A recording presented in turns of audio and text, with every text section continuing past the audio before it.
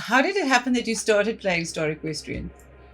So I wasn't really super into horse games, and Pegasus caught me like immediately, and I was like, I need a Pegasus no matter what. So today on the Gamer Memoirs, we have a very special guest. We are bringing you an exclusive interview with Thomas Wolfe, who's been one of the top racers in Star Equestrian for a while now.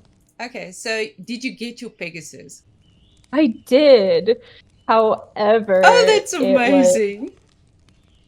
I did about 5 months of grinding, like without buying gems or anything, and I ended up doing Wow. 11 Pegasus pulls.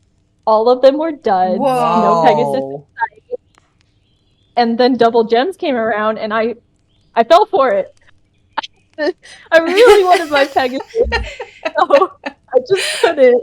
I couldn't do it anymore. So I fell for the double gems. I had enough to do another 10 pull, and so I did. And then I got 2 Pegasus. Wow.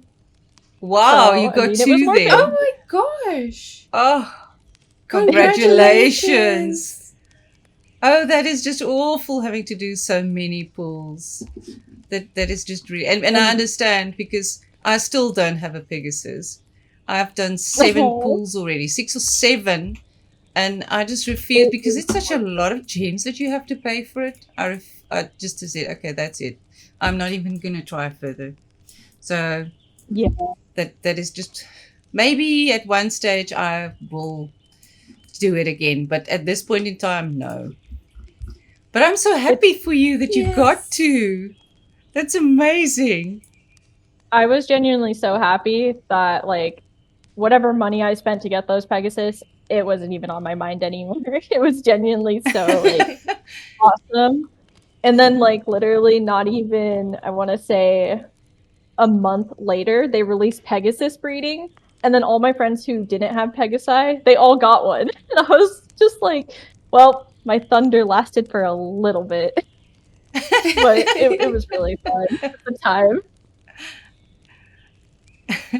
But that was amazing that they actually made it available that you could breed with your Pegasus and increase your Pegasi in the process, even though it is a bit costly to be able to do that. It definitely But it is amazing, and it changes. Sorry. Oh, you're Sorry, good. you were saying? Yeah, it's definitely way too expensive. Like comparing how much it costs to like breed a dragon versus a Pegasus, it's completely off. It's unfair. And there's no reason it be that expensive, especially since you don't have any clue what you're gonna get. And some can be total duds. I know one of my friends has over 5 Pegasi that are all zebras. So I feel really bad for them. Yes. Not even one normal one. Yeah. It's very unfortunate. But it does change the game when you can fly. Because it's like it's a different game the moment you can fly. Because there's different things that you obviously can do then. In terms of your farming, of your resources and things. Amongst other things. It really is. It makes chess runs go by a lot faster. And just like traversing the map. Yes. Especially in Bronco. It helps a for sure with getting up to the.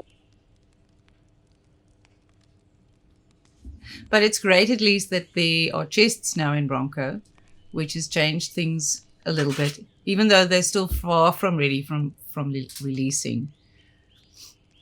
But hopefully it's going to get there now quicker. Yeah, I mean, them releasing the chests was really good for about 5 days, because we were getting the epic constantly, and like they were respawning, and then they released a patch, and the patch basically made it so no chests are spawning. So now we're only getting like common chests like every day, and not even that sometimes. Yes. Is that why the chests have not been respawning, the epic ones? Yeah, that is awful, actually. It really is. Bronco was great for 5 days, and now it's just the worst place to be. Yes, because the chests are there, but they're not really. They That won't is spawn awful. in. Yes. Okay, so which horse and what breed is your favorite? Okay, so my favorite horse has to be the Night Glow. And the reason for that is because of the skull mask. It's something that I really love about the horse, and Oh, I yes, wanted to have the crest. Oh, mask. it's I call it a gorgeous. crest. It's something I wanted on that horse for so long, and when they released fantasy breeding, I was finally able to breed more Night Glows in order to unlock the mastery for the mask, and I was Yes, I Yeah. think that is such a wonderful thing that they did. That you can increase your mastery for those fantasy horses by breeding. Where initially you didn't have a chance of actually increasing your mastery unless you were doing pulls on the fantasy banner. Yeah, and even then, it was so rare to get any fantasies through the fantasy banner. I actually never even tried the fantasy banner. Like, I think I maybe tried it once, Yes, and then I was like, no, too risky. There's no reason for me to spend gems for these 4-star horses when I'm not even close to getting any of exactly. these fantasies. Yes, because Yeah, your I actually chances of got getting a 4-star. Yes, sorry. the chances of getting a 4-star are just too difficult, or they're too common, is what I mean. Yes. But the fantasy that I ended up getting, like most of my fantasies from, was actually through the Pegasus banner, which I believe it's a 30% chance you get a Wow. fantasy, but in my experience, it was more of a 50-50. So when I did those 11 Yes. pulls, 5 of the horses I pulled were actually fantasies, and Wow. the second horse Wow. was actually the Night Glow. So it was my OG horse. Because when I got Yes. into the game, I immediately wanted Pegasus. So I bought the VIP, and then I pulled for a horse. I got the Aesir Frisian, which was really nice. But then I pulled again and I got the Night Glow, and I was like, okay, that could be a cool horse. Okay, and what breed is your favorite horse breed? I would have to say the Frisian. Frisians. Yeah, Visions. the Frisians. I just like the horse build a lot more. I like how they run and walk. Um, I do like the curly mane variants. I think those are really pretty. Oh, They don't work yes. on every, They are gorgeous. but they No, definitely are super pretty. Especially on a Pegasus. They look really pretty on Pegasi. Okay. Okay, so what inspires and drives you to continue playing Star Equestrian? Even though they think have basically a content drought at the moment. Oh, absolutely. I think my answer would probably be pretty common to everybody else's, and that would be gems, even though there really isn't that great of things to do in order to get gems right now. But what I do is I hop on every day, I do my dailies, and then I do a chest run, and I probably get around, I want to say, 150 gems. Or wait, that's not right. Yes. It'd be 160 VIP in the daily. Wait, no, I'm tripping. I'm sorry. I would get around 150 gems per day by doing chest runs, dailies, and that's it. And then maybe get lucky on a reset day. But chances are you're not going to get lucky with any of the events or racing or club chests. So you just have to rely on that very small amount of Yeah. gems you get every day. If you save up, you'll eventually get to somewhere, and you just got to keep saving. Yes. I think that is the biggest secret of Star Equestrian. It's the fact that you need to save your gems, you need to do your dailies and your chest runs. Absolutely. And I do it every single day without fail, Yes. which can be pretty demotivating when you do a chest run and you only get 1 or 2 chests, especially with the decline of chest spawns since that patch update. Yes. I believe before the patch, I was getting around 200 gems just through chest runs alone. And then once the Wow. patch came through, I'm getting 20 to 30 gems per day. Yes. Which- That is awful. It is.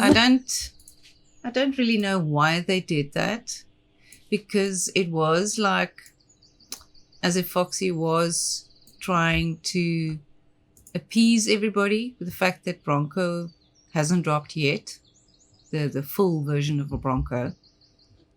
But the fact that they took it away, that is not good. That doesn't sit Absolutely. right. Yes. I have a feeling Anyway. that maybe the chest in, as much as they were, wasn't an intended feature, but when they were spawning in like that, the game actually felt fairer than it ever was before, which Yes, is you're quite right. unfortunate. It felt a bit more fair in the sense that VIP got a little bit extra. Yeah. Okay. Can you show us your favorite fit? Oh boy. I have a couple. Oh, couple. All right. Awesome. You're going to show us all of them. Oh boy. Okay, great. Okay. So first off, this is probably my go-to for now. This was just, I love red flannels and they always work on it for me. And you'll notice the eye mask, that is just a club thing because I am in the Nightingales Club. Yes, we all have Nightingales, the yes. blind mask. Yep. And that's just kind of the dress code. It's not an actual dress code, but everybody wears it just because it's like, hey, I'm a Nightingale. But yeah. Go ahead and quickly change into a new fit. I'm going to go around the corner. Don't mind me. That means I need to put in a change room here. Yeah. Definitely. To make it official. Oh boy, I gotta remember how to do this.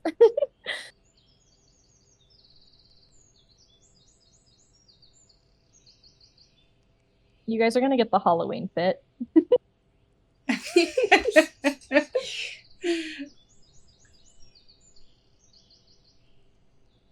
Oh boy. Did I put you on the spot now? No, it's okay. I've only ever worn like 2 fits, if I'm gonna be completely honest with you. Your favorite and your favorite. Yep, my favorite and my favorite.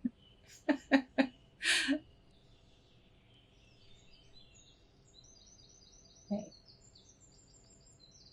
Trying to be quick, but also remember what I was wearing. Oh, no problem.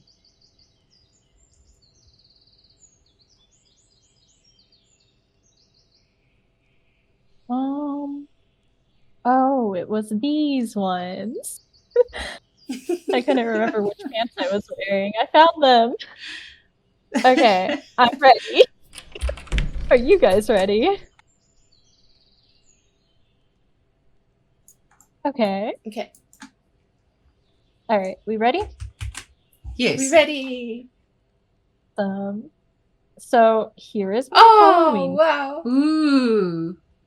It's Nice. to That match with fits the in with glow. night glow. Yeah, that was the intent. Wow. Ready for action. Very much so. I wore it a lot longer than Halloween. I probably wore it since, I want to say, last month. So I've been wearing it a lot past Wow. Halloween. But this is definitely was the vibe because, of course, I gotta match my favorite horse. But Yes. yeah, Of course. those are my That two is the only outfits. way to dress. Very green, but very clean. All right, last question, Tara. If there was one thing that you could change in Star Equestrian, what would it be? This is honestly a very good question. There are so many answers I could give you. However, I happened to literally write up an entire answer to this question maybe like a month ago or so, and I So posted you it just knew we to were the going to ask community, it. and I had No, man. well, No. maybe, but I posted it to the entire Star Equestrian community, and it had a lot of really good responses. So I would love to share it with you. Oh, Yes, wonderful. please. Basically, from one of my answers earlier, gems being a huge motivation for me, I think that there should be a more steady way of earning gems and stuff that we can actually work towards. For the amount of work we put in, we need the same amount of reward back. So the way that this could be fair to not only us, but like the devs and whatnot, so they're not like losing money or anything, is we could make it so the treasure maps have the chest that you dig up, and it has a chance of having 5 to 50 gems per the chest, which means that we have just like a ever so slightly little chance every day if we visit Chester. Another thing that we could do is each race we run has a gem reward for your placement or performance on the race. For example, you would get 10 gems for participating, or you could get 100 gems for getting first place. So based on your performance, you're going to get gems no matter what for the cost of the ticket of turning it in each day. It would make racing just that much more wanting to do every day instead of just trying to aim for the top 100. Yes. The next one would be resource exchanges. So right now there are resource exchanges where you can get you turn in eggs, you get pumpkins back, and so on. But the only time you're ever going to actually go and do that is when your inventory is full and you have too many of a certain item, right? So there's no reason to do that right now. So to make it more worth exploring the map and gathering resources and whatnot, you could do 10 gems per 5 pumpkins or 100 gems per 10 grapes based on the rarity of the item. And then the last thing that I do have as a suggestion is to make it so you earn gems based on events that you run. So you would get 5 gems per 15 seconds, based on the event. So if the event takes you 15 seconds, you get 5 gems. If it takes you 30, it'll give you 10, and so on and so on. So, for example, if you were to run something like Galloping Out of Time, it would give you 30 gems. And just to make it fair, so you can't just spam an easy event over and over, it could be based off of the leaderboard events. So certain ones will have a gem modifier in which you can earn those gems if you do them over and over. It would just add just the perfect amount of motivation to actually do certain events during certain weeks. But that's my big suggestion. Wow. That's awesome. That's amazing. That is quite something. It's totally different, but it could actually work. Yeah, I think it's fair to not only the players, but also the game makers. Yes. Were there many other ideas as well that people came up with? So players? So if I were to go back and look at a lot of the responses, I had somebody say that this solution would solve the scarcity of gems in the sense that we're only getting 110 gems and we're only hopping on to do our dailies and nothing else. Or certain people were saying they would be playing the game constantly instead of just hopping on here and there. And then you're literally competing with everybody for a chance of gems through events, racing, and club rewards and all that stuff. However, this would make it so you wouldn't have to do everything so competitively, and it could be more for the casual players. Yes. And it had a lot of like just responses saying that this would genuinely make the game feel more alive and worth playing. It would increase the motivation of Yes. continuing to play every day or so on. Yes, it's more rewarding. Absolutely. That is absolutely amazing. I love that idea. It's You. it's something that they should do. Yes. They should listen to Thomas Wolfe, definitely. It wouldn't be the another first thing. suggestion. Yeah. Yes, to the players' suggestions, yes. Can we ask what inspired you for your name? Yes, Oh, we were boy. wondering. How did you choose the name? So this goes very, very far back into the days of playing a little game called Animal Jam. Animal Jams. I would say, yes, Animal Jam. And when I was kind of growing up, I wasn't very girly per se. I was very tomboyish.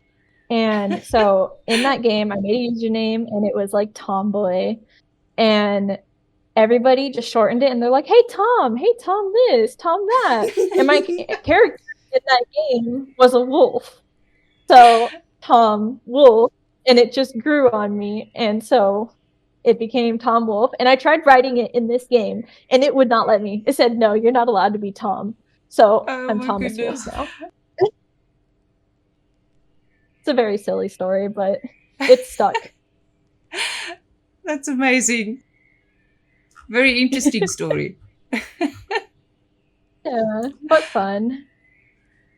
No, for sure. So you've been a gamer for a long time. Very long time. I would probably say I've been playing games like ever since I was, oh boy, like in the 3rd grade maybe? Like I've been really Wow. into it. I think my sister got me into it. And funnily enough, I know this is like a super cozy horse game and all that, but I actually play a lot of horror games, which is like the complete opposite. Very Yes. spooky, very fear-inducing, and I enjoy it. I enjoy it a lot, but I also very much enjoy my horsey games. What other type of, because that was going to be my next question. What type of other games do you play? Well, if it's not the horror games, it would probably be survival games.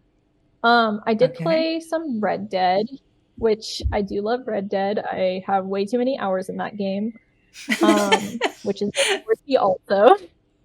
But that is a game I dedicated probably like 4 years of my life to. No regrets. Wow, and I'm that's a getting long happy over time. it. Very much so. I've been into But it's a it for a very difficult long game. game. So I'd say it's too difficult. Maybe it was difficult at the beginning, but like I said, I've been into it for so long that I've Yes, very obviously you get invested. better the longer you play.